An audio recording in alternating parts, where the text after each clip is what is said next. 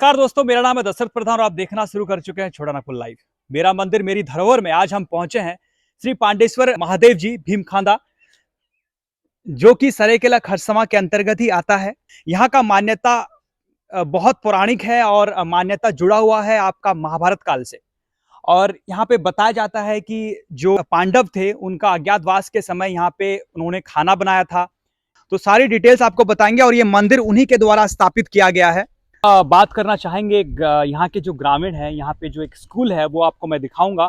उस स्कूल में शिक्षक के तौर पर नियुक्त है श्रीमान क्या नाम? दोल गोविंद महतो। दोल गोविंद महतो जी। दोल गोविंद महतो जी यहाँ के स्कूल के शिक्षक हैं और ट्रस्ट के मेंबर हैं। ये जो भीमखांदा मंदिर देख रहे हैं, इसका एक ट्रस्ट चलती है जिसके अंडर में सभी कुछ ये जो कार्यक्रम होता है यहाँ पे, जैसे 18 तारीख से पूजा होने वाली है, उसका भी देखरेख से लेके आपका सौंदर्यकरण से लेके सारा कुछ ट्रस्ट के द्वारा किया जाता है। तो ट्रस्ट के मुख्य मेंबर हैं, तो उनसे हम जानने की कोशिश करेंगे इस मंदिर के बारे में और मंदिर का इतिहास से जुड़े हुए कुछ चीज़ों की जानने की कोशिश करते हैं उनसे। तो आप बताइए कि पहले ये मंदिर कितना साल पुराना होगा? साल पुराना कहना गलत होगा। एक्चुअली ये जो खोज हुई है मंदिर, वो करीब सरायकेला राजा के काल में हुआ है। अच्छा। हाँ, जब सरायकेला राजा स्थापित हुआ यहाँ पर, उस समय हुआ। इसको हम लोग श्री श्री पांडवेश्वर महादेव भीमखांदा बोल करके परिचित करते हैं। केला खरसवां जिला अंतर्गत राजनगर प्रखंड अंतर्धीन बाना ग्राम पंचायत के मुंडाकाटी ग्राम में स्थित श्री श्री पांडवेश्वर महादेव भीमखांदा का इतिहास बहुत पुरानी है। और ऐसे यूँ तो खोज इसके बाद में हुई है, परंतु माना जाता है कि ये पांडवेश्वर महादेव का स्थापना स्वयं द्वापर युग में पांडुपुत्र भीमसेन के कर कमलों से स्थापित श्री श्री पांडवेश्वर महादेव की महिमा जीवन में कठिनाइयों से लड़ने की क्षमता एवं ऊर्जा प्रदान कर विजयी दिलाने वाली है। दंतकथा के अनुसार इसकी खोज सरायकेला राजा के अधीनस्थ बाना का जमींदार स्वर्गीय गंगाधर सिंहदेव के काल में एक किसान द्वारा अपनी दुधारू गाय के अन्वेषण के क्रम में श्री श्री बानेश्वर बाबा के साथ ही हुई है। लोक श्रुति एवं लोक संस्कृति, विश्वास एवं परंपराओं के अध्ययन एवं शोधमूलक विश्लेषण के अनुसार महाभारत काल में वारणावत, लाक्षागृह और अग्निकांडोपरांत माता कुंती सहित पांडवों का पदार्पण इस क्षेत्र में हुआ था। प्रसंगवश हिडिंबद, भीम हिडिंबा विवाह, घटोत्कच का जन्म एवं राज्याभिषेक एवं वीर बरवरे की कथा इस क्षेत्र से जुड़ी हुई है। माना जाता है भीम और हिडिंब का युद्ध में जब हिडिंब मारा जाता है तो हिडिंब का एक्चुअली यहाँ का हमारे मुंडा प्रणाली में मुंडा था यहाँ का, इस एरिया का, और मुंडा का मारा जाने के कारण इस गांव का नाम भी मुंडा काटी हुआ है। अब मरने के बाद जब जैसे कि हम जानते हैं महाभारत काल में कि भीम और हिडिंब का विवाह होता है, इसी जगह पर असुर समाज और भीम के जो वंशज थे, जो उसकी माँ माँ थी, दोनों चारों भाई थे, पांचों भाई थे, सब मिलकर करके शादी विवाह दिया।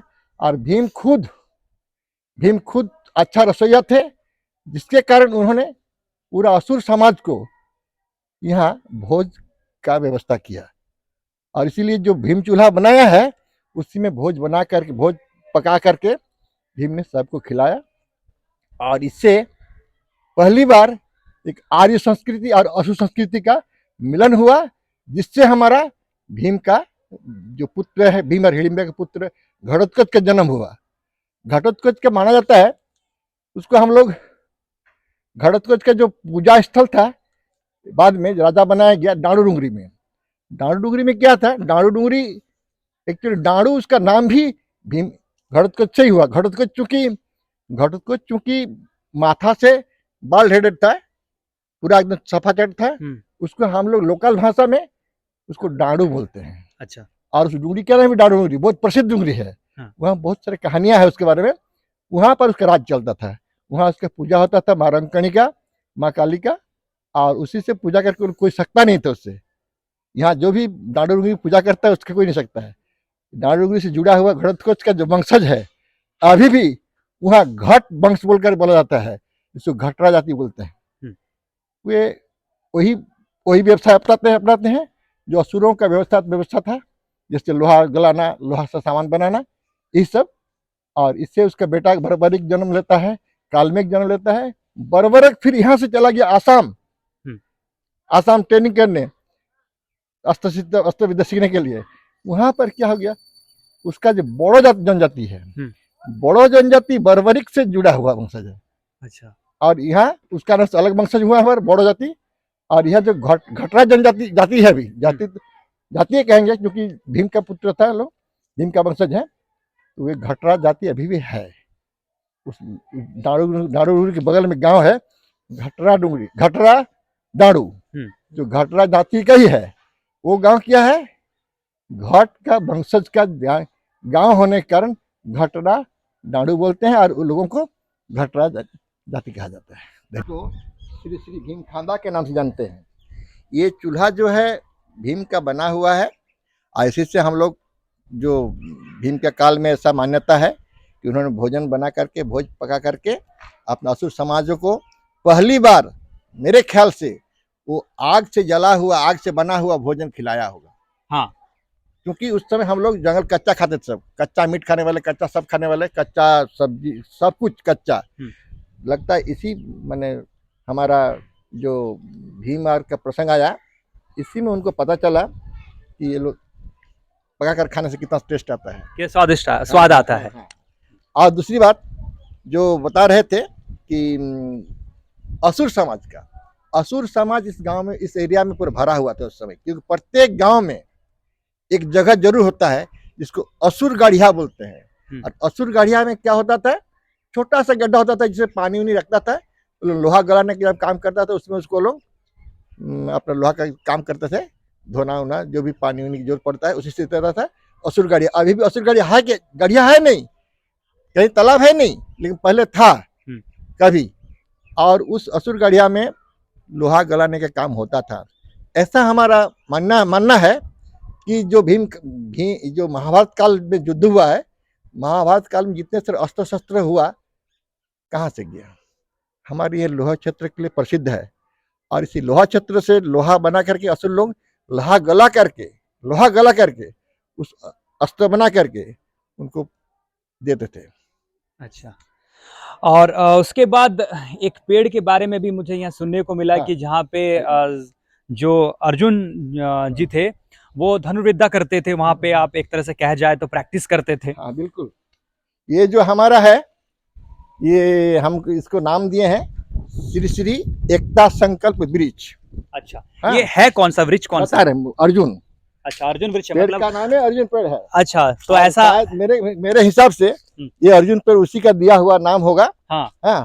और ये पेड़ का महिमा क्या, देखना तो बहुत छोटा लग रहा है, लेकिन ये बहुत जब से देखिए इतना ही बड़ा है।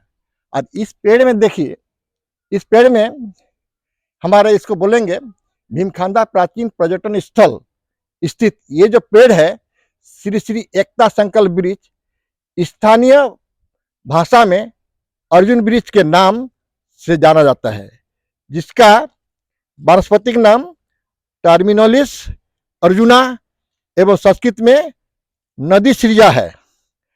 इस वृक्ष का प्रत्येक भाग औषधीय गुणों से भरपूर है।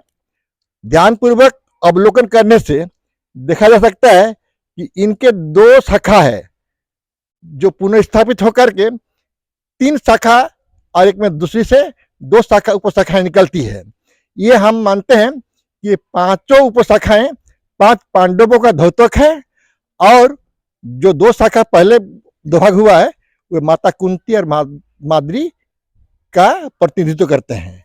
ये वृक्ष बारनावत, लच्छागृह, अग्नि कांडोपरंत संकटापन्न पांडुपुत्रों की अटूट एकता को, संकल्प को दर्शाता है। हमें सीख देती है जीवन में कठिनाइयां बर्बाद करने नहीं आती है, बल्कि मनुष्य में छिपी हुई सामर्थ्य एवं ऊर्जा को जगाने आती है। धन्यवाद। तो ये मास्टर जी ने खूब बड़ा अच्छा बात किया कि जो कठिनाइयां आती है जीवन में, जिसको हम देख के हार जाते हैं या फिर पीछे हट जाते हैं, जो असली कठिनाई के पीछे जो होता है वो मुद्दा होता है कि आपको परीक्षा करना कि आप कितनी सामर्थ्य है, आपके अंदर में क्या हुनर है, उसको जानने के लिए। तो ये रहा पेड़ के बारे में हमने जानकारी ली। यहाँ पे बताया गया कि यहाँ पे धनुर्विद्या का धनुर्विद्या का प्रचलन किया था। लेकिन ये जो दो शाखा निकल रहा है ना, दो शाखा हम लोग कुंती और माद्री का ये मानते हैं। एक से दो निकल रहा नकुल और सहदेव, और एक से निकल रहा युधिष्ठिर, भीम, अर्जुन। ये 5 चीजें हैं। और एक विशेष बात है, यहाँ एक पादु का चिन्ह भी है, उसको हम दिखाने की कोशिश चाहेंगे। हम चाहेंगे कि कैमरामैन थोड़ा पैर का चिन्ह दिखाएं। इस पैर को हमने नापा है, करीब 96 सेंटीमीटर है। 96 सेंटीमीटर अगर पैर एंथ्रोपोलॉजिकल स्टडी के अनुसार हम बता सकते हैं, जो श्री इसको पांडव पाद चिन्ह के रूप में बोलते हैं।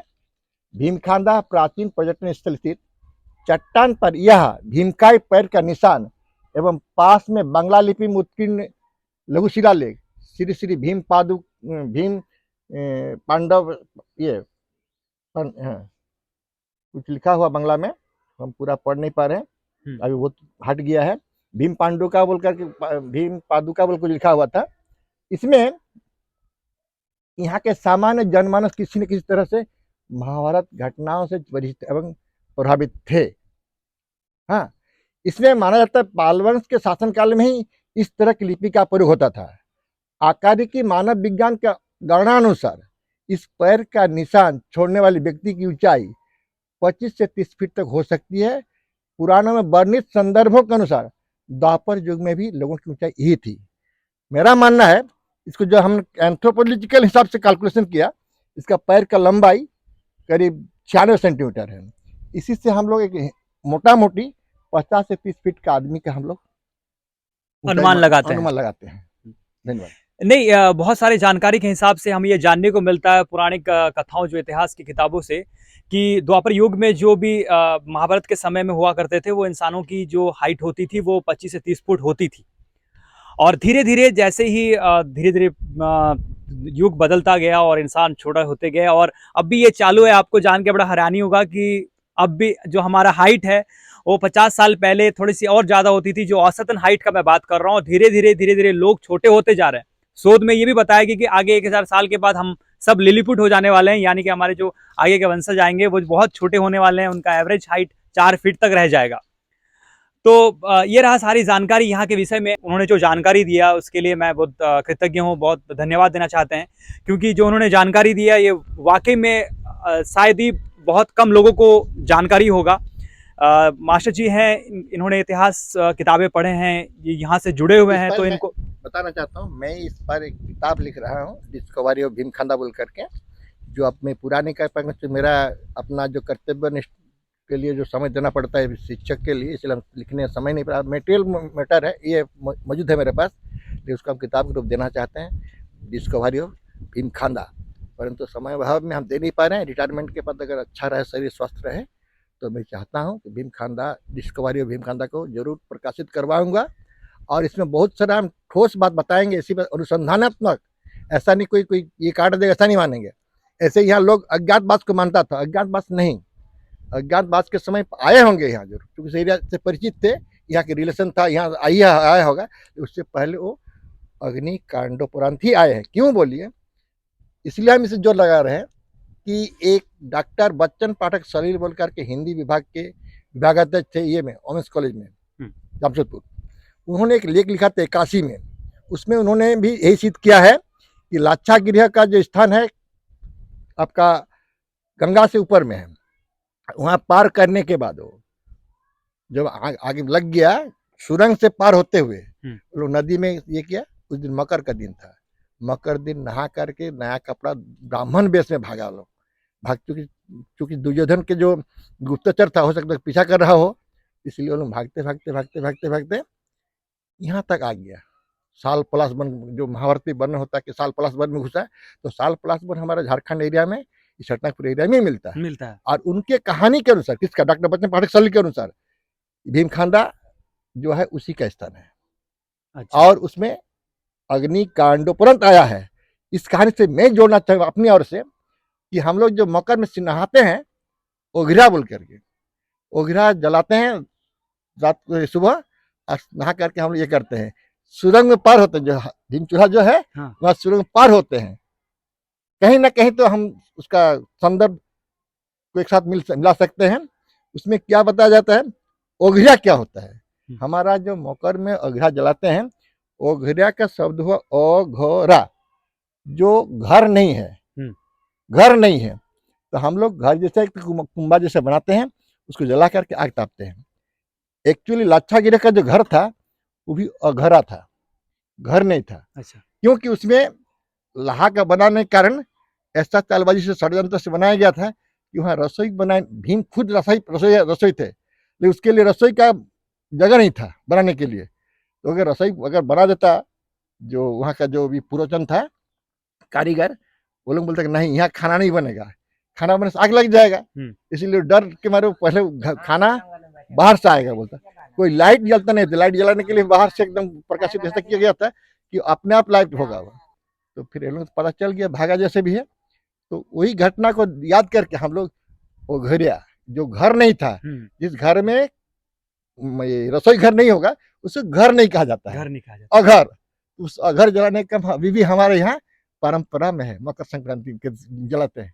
और जो सुरंग पार होने के बाद भीमखंडा का जो भीम ये है चूल्हा है, वहाँ पार करता है, वहाँ आदमी मानता है कि वहाँ से पार होने से आदमी को मन बहुत बीमारी से अच्छा मुक्त सुकून मिलता है और शांति भी मिलता है। ऊपर से पाप भी आदमी पार नहीं होता बोलते वहाँ। अच्छा। जैसे सुने हैं, अब क्या हम तो देखे तो नहीं है, हम लोग बचपन में पार हुए, अभी सांस नहीं होता पार होने का क्योंकि उस भीमखंडा चूल्हा का भी उसी से जुड़ा हुआ है। धन्यवाद।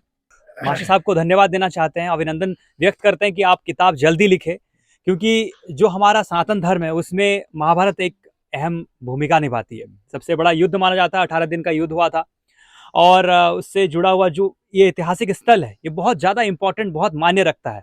तो इसका सही इतिहास को जानना और पूरे देश भर, दुनिया भर में लोग इसे जाने, ये बहुत ज़रूरी है, ताकि लोग यहाँ आए, जाने। अभी बहुत छोटा रूप में ये पर्यटन स्थल बना है, हम चाहेंगे कि पूरा देश दुनिया से लोग यहाँ आए और जाने, महाभारत को बहुत करीब से जाने, क्योंकि ये जो आप भीम का पादुका देख रहे हैं, ये देखना एक आपस में एक बहुत बड़ा बात होता है।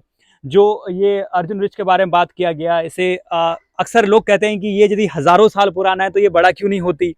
तो बताया जा रहा है कि ये बड़ा नहीं है, वैसे ही है, 100 सालों से, जब से इनका बचपन से भी ये देख रहे हैं वैसे ही है, हम भी देख रहे हैं ऐसे ही है, और सालों साल भी शायद ऐसे ही रहेगा।